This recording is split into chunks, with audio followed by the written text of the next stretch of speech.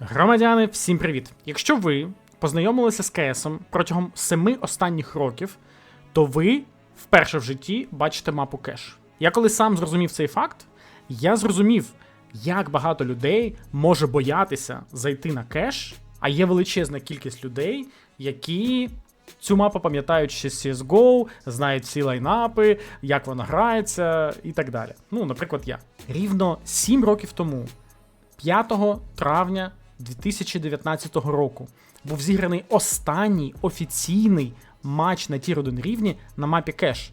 В цей момент мапу з маппулу прибрали, і 7 років вона не поверталася. Тільки там десь в шоу-матчах, там, може, періодично з'являлася, але основна оця аудиторія, яка з'явилася протягом цих 7 років, а це, я впевнений, величезна кількість людей, вони не знають цю мапу. Те, що сьогодні ви побачите, буде корисним як тим людям, які жодного разу не заходили на цю мапу, так і тим людям, які активно задротять, там, умовно, до 2-3 тисяч ело на фейсіті. Напишіть мені в коментарях, чи ви з якого табору, да? Тобто ви олди чи ви ньюфаги, розділяється цей табір на моменті травня 2019 року, коли мапа кеш ще була в маппулі останній раз. Ну і звичайно, нон-стоп. Сьогодні у мене тематичний Stalker Edition. Ну, про мапу кеш будемо говорити, тому заряджаюся енергією Сталкера.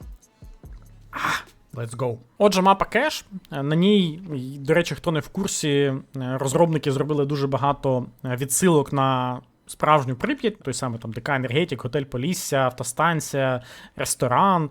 Навіть ось ця мапа автобусних маршрутів, вона теж є в такому ж вигляді в зоні відчуження. І навіть цей плакат, до речі, теж він намальований не просто рандомно, а судячи з цього по якимось історичним фоткам. Ну і тут купа таких деталей, купа нюансів. Навіть ось цей ангар, да, або гараж, одразу вчимо з вами назви позицій, він теж відтворений з історичних фотографій. Свого часу в Прип'яті це була пожежна частина, і, в принципі, у нас тут пожежна машина, вона плюс-мінус і стоїть. Мапа у нас досить проста, на ній є мідл, з мідла у нас є захід через винти на Б і захід через хайвей на Апленд.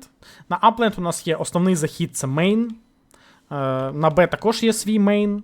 І, в принципі, вони так і називаються. Ось це B-main. І також є завжди альтернативний шлях на кожен з плентів. Ну, для B-плента це, мабуть, все ж таки вентрум, так? Тобто ця от зона, вона, як на мене, найприкольніша, найкреативніша на цій мапі і найскладніша.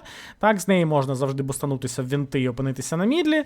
І з мідла так само можна розбити вінти і опинитися швидко на Б. А на А-пленті у нас є ось ця кімната з дверима, так, в яку дуже часто ходить люркер, і через яку також можна вийти і дуже швидко опинитися прямо в А-пленті. Ось тут вже ставиться бомба, от 2 кроки з дверей, і ти вже там. Тому захисту на кожній з цих точок потрібно завжди 2 пари очей, і, ну, якщо на А-пленті ще на старті може розпочинати одна людина, так, тобто вона може навіть зайти зачекати А-мейн, і ось десь тут зустріне перших терористів, то ближче до лейта А-плент соло тримати дуже важко, і тому підтримка з хайвея буде тут дуже потрібна. Мідл така зона, де дуже часто відбуваються файт на старті, і сюди дуже часто КТ там в 2-3 можуть починати. Ну, як мінімум, один тут завжди має бути.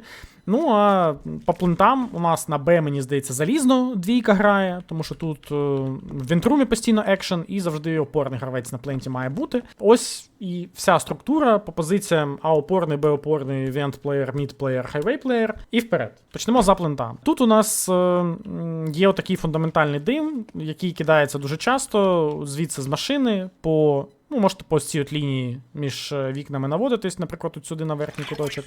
І просто лівою клавішою миші жбурляєте. Цей дим закриває, по-перше, А-мейн. По-друге, він дозволяє зробити агресію в ліву частину А-мейна, гравцю захисту. І, наприклад, пікнути суперника ось так. Але варто розуміти, що цей дим, він, якщо ви під нього не граєте агресивно, то ви, виходить, що таким чином безкоштовно даєте можливість терористам непоміченими пройти в цю частину А-мейна. І вже звідси, після того, як дим розсіється, розпікувати різні позиції в пленті, і це буде для них ще більш зручно. Креативні позиції звідки може тримати, да, А-опорний взагалі вихід з плента.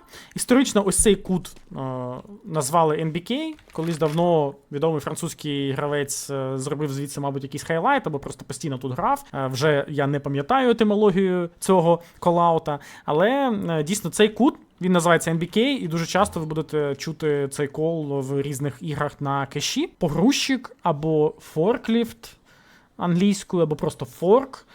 українського, питому українського слова, до речі, для позначення цієї машини, не знаю, навантажувача немає. Можете запропонувати в коментарях. Ну, скоріш за все, я думаю, на початку, як мінімум, його будуть називати або форком, або погрузчиком. Також на апленті є хороша позиція 9, з неї зручно дивитися як вихід з дверей, так і вихід за мейна. Ну і також ось цей кут. Плюс не забувайте, що сюди можна бустатися, причому досі існує можливість бустатися сюди в соло. Я не супер професіонал по КЗ, але спробую. От, бачите, навіть я з першого разу застрибнув. Це не простий стрибок, його треба потренувати, тут відстань досить велика, плюс завжди можна попросити тімейта просто підсадити вас тут, або підсадити вас тут. Але, ну, тут нюанс, а мейн має бути засмочений в момент, коли ви робите цей буст. Враховуйте це. Позиція ця, насправді, вона дуже імбова. Називають її дуже часто шраудом. Був такий професійний гравець, дуже відомий стрімер зараз, Шрауд, і він тут свого часу під час професійної своєї кар'єри зробив дуже жорсткий хайлайт з зешки, якщо я правильно пам'ятаю, і з того моменту цю позицію почали називати Шраудом. Можуть сказати просто буст, ну але Шрауд це буде більш точна назва. Двері, вони, якщо що, не розбиваються хаєшкою. Найкраще, що ви можете робити з цими дверями, це або не чіпати їх, або привідкривати в бік терористів і прифаєрити з плента. Це завжди, особливо за віком, халявний кіл. Якщо туди часто ходять енемі, то робіть це. А якщо туди ніхто не ходить, то піджимайте. Це дуже багато інформації може вам дати. Ви можете тут набрити халявних голів. Ну і якщо вже тут точно ніхто не грає, то це прям, ну, найкраща позиція для прийому виходу на А. Ну і позиції, які, в принципі, дуже часто використовуються захистом, також це ось за цим за дальнім ящиком. Це дефолт. За дефолтом, десь тут бексайд. І ви тут настрілюєте опонентів. Хороший опорний буде завжди фраги давати. Ну і якщо ви тімейт такий саппортить вашому А-опорному, то десь от з цієї зони, по ось цьому куточку червоного ящика, отака хороша флешечка залітає в амейн. Моменталочкою вона сліпить всі позиції терористів, що зліва, що справа, і під неї можна робити якусь агресію в якийсь такий хитрий таймінг. Да? Тобто так летить флешечка, ви відвернулися, запікали. Дуже ефективна історія, дуже раджу використовувати. Далі говоримо про центр мапи, він же middle. Починається все в конекторі.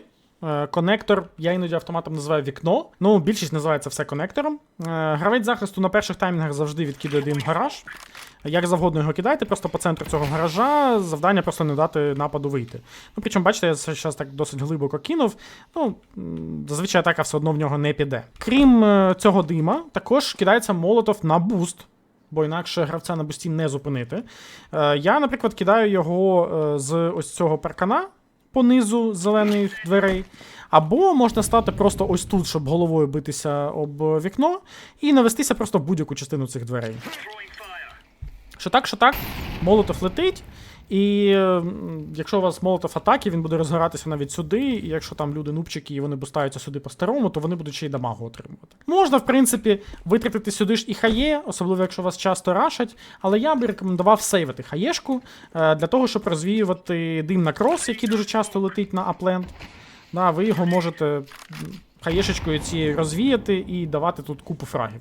Мені здається, це більш ефективно, ніж витрачати хає там на буст або в ангар на старті цього раунду. Популярна позиція тут за цементом для захисту, вона підходить для оборони проти буста.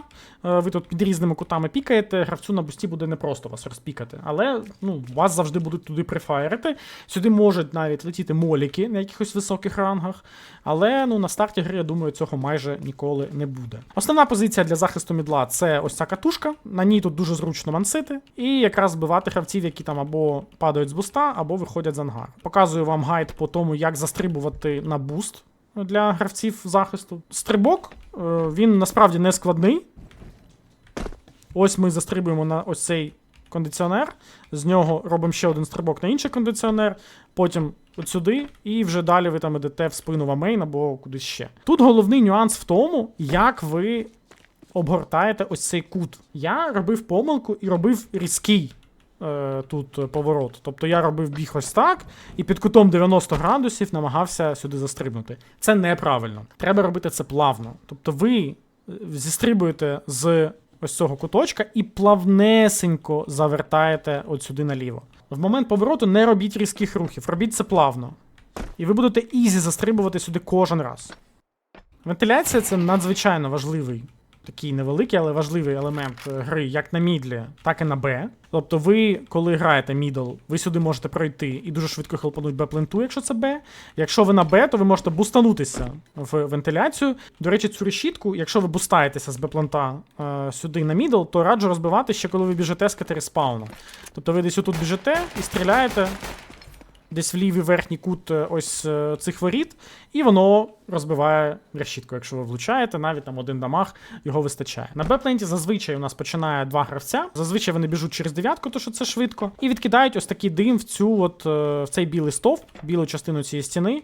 На ходу жбурляється ця гранатка, і вона відлітає аж сюди гравцям нападу в обличчя, ну і вони тут просто чекають, поки воно закінчиться, тому що заходити в цей дим для них це смертельно небезпечно. Це дефолтна граната, яка кидається завжди, ну, тобто не забувайте про неї.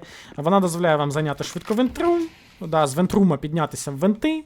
Да, ось ця позиція називається вентрум. Взагалі, вентрум я обожнюю, тут є купа класних кутів, є суперхитра позиція, яку я не знаю, як називати. Ну, це якийсь типу ультра-пацючий спот, в якому вас не перевірять в найважливіший момент гри, і ви виграєте цим всю катку. Тому один раз на гру сюди сховатися, це прямо обов'язково треба. Гравець на пленті на старті, поки там в вентрумі чувак розважається, він виконує виключно саппорт-роль.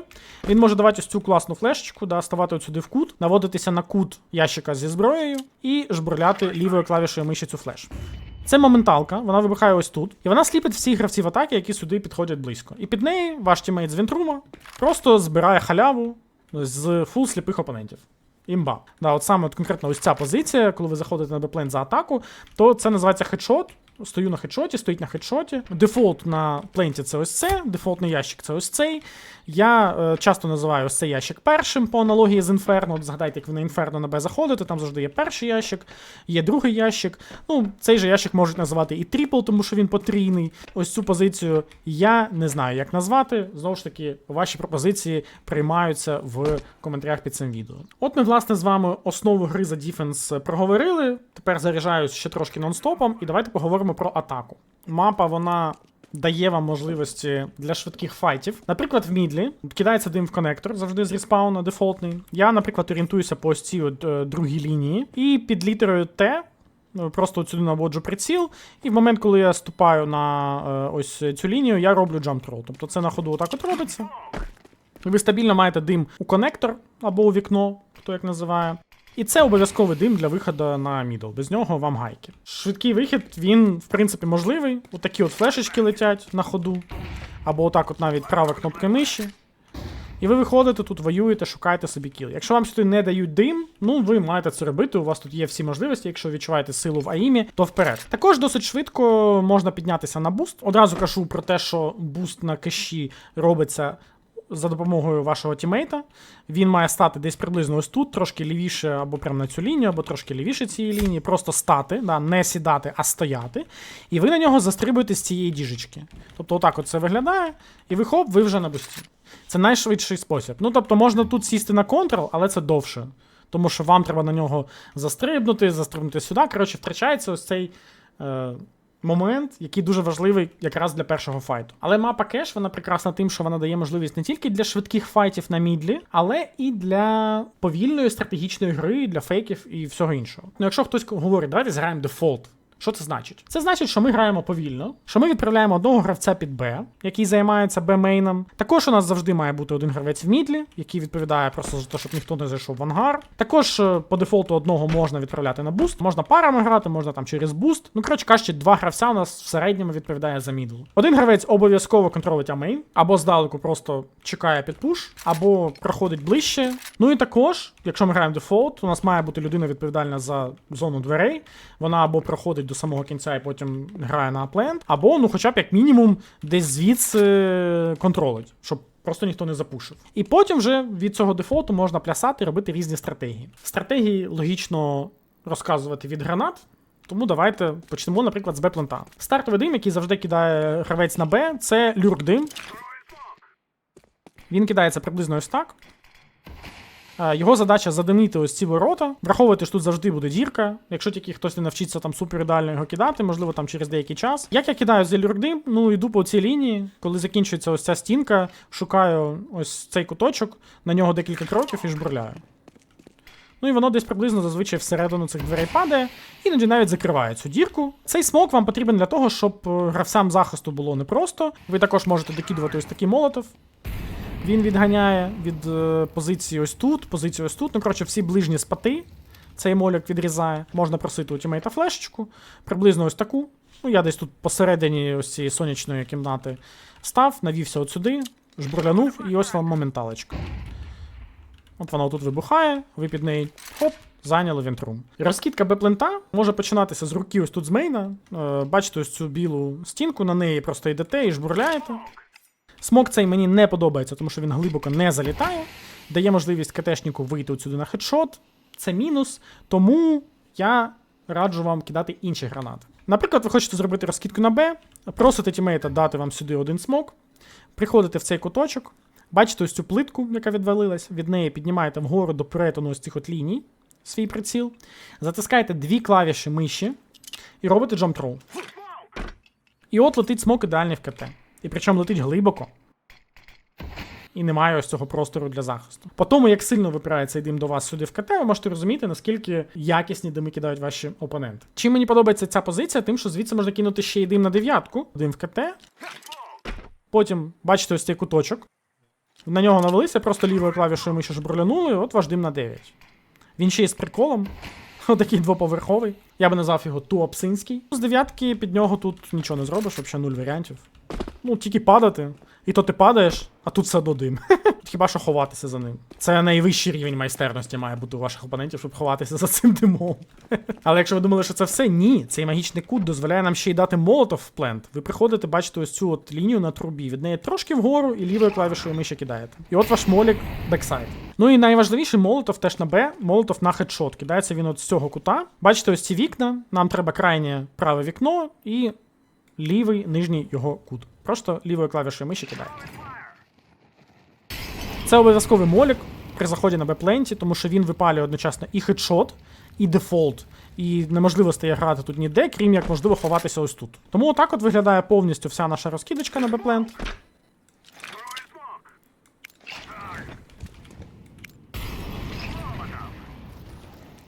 Ну, мені здається, файно. Дуже файно.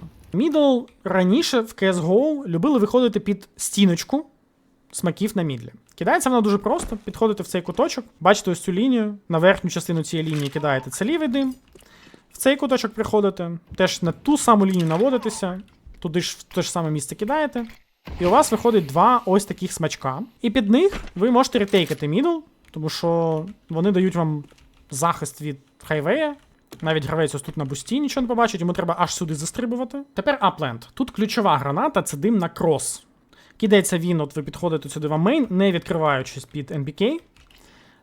З декількох кроків жбурляєте всередину цього зеленого ящика і гарантовано отримуєте дим в цю зону. І можуть називати дим на крос, дим на сім. Не знаю, може ще якось час називають. Ну, я чув тільки такі назви. Ну це обов'язковий дим для виходу на аплент, тому що, очевидно, він тут не дає зіграти купі позицій. Далі також часто кидають молотови. Ну, спочатку, звичайно, розпікують, потім докидують молік на NBK, або молік кудись туди глибше бексайд. Ці гранати, вони випалюють основні точки, де дуже часто бувають гравці захисту. Флешки на аплент я би рекомендував кидати якійсь людині, яка йде здалеку, і накидувати їх над ось цією будівлею. Ось так от на ходу ви жбурляєте ці флешки, і вони сліплять на апленті ненадовго, але кого треба. Взагалі, якщо ви повільно граєте на аплент, дуже раджу вам використовувати ось цей дим на крос. Ви приходите в цей кут, бачите, ось ця от червона якась фігня, і вона розділена по центрі ось цією лінією. Від цієї лінії праворуч трошечки відводите приціл, затискаєте дві клавіші миші і робите джамп-трол. Оце найкращий дим, який ви можете дати на аплент для виходу ваших тімейтів. Тому що він падає зверху, він двоповерховий, і він виконує функції смака на крос, але при цьому ще й не дає зіграти дев'ятці проти вас. І з цієї позиції також можна накидувати флешки. Летять вони там і таким чином, і таким чином. Вони вибухають над вашими тімейтами, і вони ваших тімейтів не засліплять, навіть якщо вони вийдуть в точку. Є також ще дим під вихід на А. Я взагалі показував, хто бачив в TikTok або в YouTube Shorts, набір з 5 гранат для справжніх українців від українського прапора. І там була ось така граната, яка кидається в цей куточок за допомогою Jump Throw. Вона летить ось таким чином і падає ось тут. В чому її функція? Її функція в тому, щоб ви, коли виходите за мейна, не парилися взагалі за позицію ось тут в пленті. Ну, тут просто повністю цим димом відрізаний будь-який ваш опонент. Більше того, можна вашому тімейту з дверей спокійно відкрити двері і переживати лише за позицію на погрузчику. До речі, гравці на дверях, ваш обов'язок кидати от сюди молоток, який буде випалювати ось цю зону. Більше його туди ніхто кинути не може взагалі в принципі. За мейна, я не знаю, там може якісь майстри гранат колись щось придумають, але ну, з дверей кинути це супер ізі. Звичайно, в першу чергу треба тут розпікати, і якщо нікого нема, вже тоді кидати і допомагати вашим тімейтам виходити. Ну і для тих, хто короткі відео не дивиться, показую мою колекцію 5 димів справжніх українців, які кидаються від українського прапора. Бачите, прийшов, я вирівнявся по центру українського прапора, кинув раз Jump Throw, це дим під вихід амейн, далі ось це дим на крос, ось це дим бексайд, ось це дим в коннектор, і ось це дим взагалі на Б. Значить, ось це перший дим, да, той, що я показував, це дим на крос, це дим бексайд, це дим вікно і дим на Б. Прилетів. І, до речі, ось цей дим на крос звідси теж можна використовувати для фаст-раундів на А. Взагалі прям супер. Він не двоповерховий, але свою функцію виконає. На цьому начебто все. Мені здається, що це фундамент, який обов'язково потрібен кожному гравцю, який заходить грати кеш.